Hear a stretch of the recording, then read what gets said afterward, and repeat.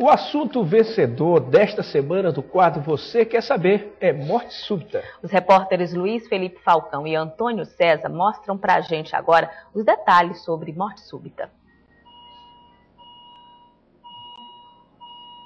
De repente, os batimentos cardíacos de uma pessoa aparentemente saudável param.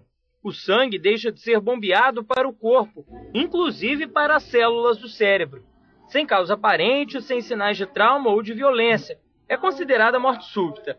Acontece tanto em pessoas doentes quanto sadias.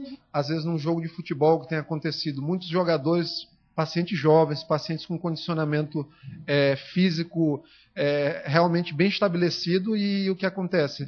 Paradas, mortes súbitas, paradas cardiorrespiratórias, né, ali no momento da atividade física. 3 anos atrás, o dirigente do motoclube, Raul Menezes, morreu assistindo a um jogo em São Luís. Ele caiu de repente, foi socorrido, mas acabou morrendo ainda no próprio estádio.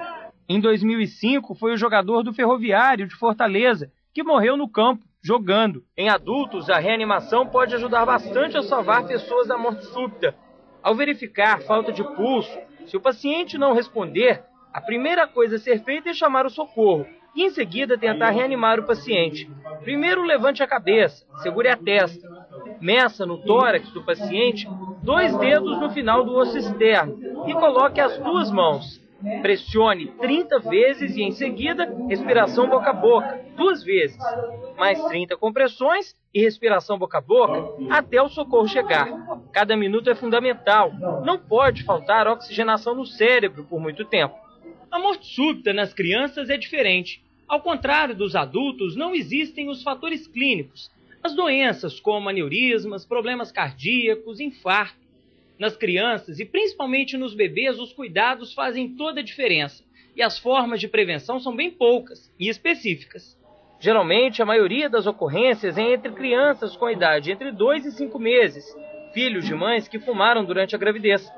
Morte súbita do lactente ela é a morte da criança abaixo de 1 ano de vida, principalmente entre 2 a 5 meses, que acontece durante o sono numa criança saudável, aparentemente saudável, que não tem nenhuma história clínica, nem exame físico e nada que tenha um diagnóstico médico que a leve a falecer. E esse é o tema da entrevista de hoje. Não se esqueça, você também pode participar. É só enviar uma pergunta para o e-mail vocêquersaber@mirante.com.br. Para tirar algumas dúvidas, nós conversamos agora com a cardiologista e membro da Sociedade Brasileira de Arritmias Cardíacas, Daniela Serra. Bom dia, doutora. Bom dia. Eu já começo perguntando: há como prevenir, como evitar? Sim, há como prevenir. Cerca de 95% dos casos são provocados por doenças que seriam identificáveis. Nós temos estudos na América do Norte mostrando resultados de necrópsia que mostram que até 95% dos pacientes tinham uma doença que poderia ter sido identificada se ele tivesse sido avaliado previamente. Então, tem como se prevenir. E é por isso que a sociedade trabalha nesse ponto. A Sociedade Brasileira de Arritmia Cardíaca bate muito nessa tecla da prevenção de morte súbita. Aí, então, a importância de ir regularmente ao médico. Regularmente ao médico, fazer avaliação prévia antes de iniciar atividades físicas, porque muitas pessoas iniciam atividade física e não fazem avaliação. E sempre que tiver alguma história na família, o paciente ele deve procurar um médico para fazer uma avaliação. Tem uma pergunta aqui da telespectadora Maria Magnólia, do Maracanã. Ela quer saber o seguinte: a posição de dormir do recém-nascido para evitar a morte súbita. Qual é, doutora? Olha, o recém-nascido ele não deve dormir de barriga para cima, porque já que ele não tem a força muscular para se virar se ele tiver um episódio de vômito, o que é muito comum em recém-nascido. Então, ele deve sempre ser colocado no decúbito lateral, para que isso seja evitado. Doutora, a senhora falou em atividade física. Que riscos há nisso? A senhora disse que tem que sempre ser consultado antes. Tanto quem não faz, quem é sedentário, quanto quem se expõe a uma atividade muito intensa corre risco. É preciso um meio termo, é isso? Porque, na verdade, a atividade física ela pode ser um gatilho, pode ser um estímulo para o desencadeamento de uma arritmia que pode ser fatal numa pessoa que tem a doença. Então, por isso deve ser feita uma avaliação prévia, para a gente ter certeza que a atividade física naquele indivíduo vai trazer somente benefícios, que é o que a gente espera. Uma pergunta do senhor Otávio Lima, do Vinhais. Ele quer saber sobre o papel do desfibrilador. Realmente salva vidas? Salva, e é por isso que há uma campanha da Sociedade Brasileira de Arritmia Cardíaca para que se implante desfibriladores em locais de grandes aglomerados, como shopping centers, academias, que são locais onde as pessoas estão expostas, né, campos de futebol, onde pode haver uma parada cardíaca, porque na maioria das vezes a morte súbita ela é provocada por taquiarritmia, em 85% das vezes. O que o desfibrilador pode salvar a vida, seria uma questão de tempo.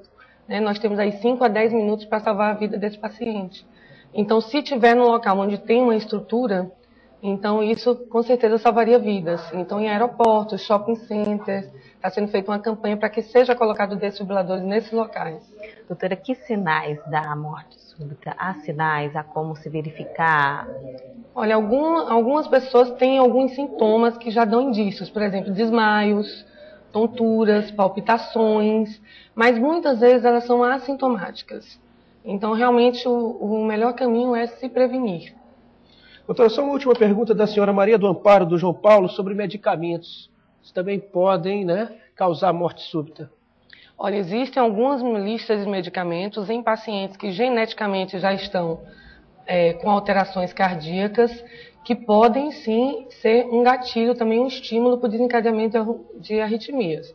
Existe um site, inclusive, com uma lista de diversos medicamentos que podem ocasionar arritmia em pessoas que já têm uma genética favorável para isso. Não significa que todo medicamento vá causar, mas em pessoas que já têm um distúrbio genético, isso pode sim desencadear, inclusive alguns antibióticos. Qual é esse site, doutora, para a gente poder informar? Olha, existe o site do tossides.com.br, que é um tipo de arritmia provocada, onde tem uma lista de medicamentos que estimulam esse tipo de arritmia. Muito obrigado, então, doutora. Obrigada, bom dia.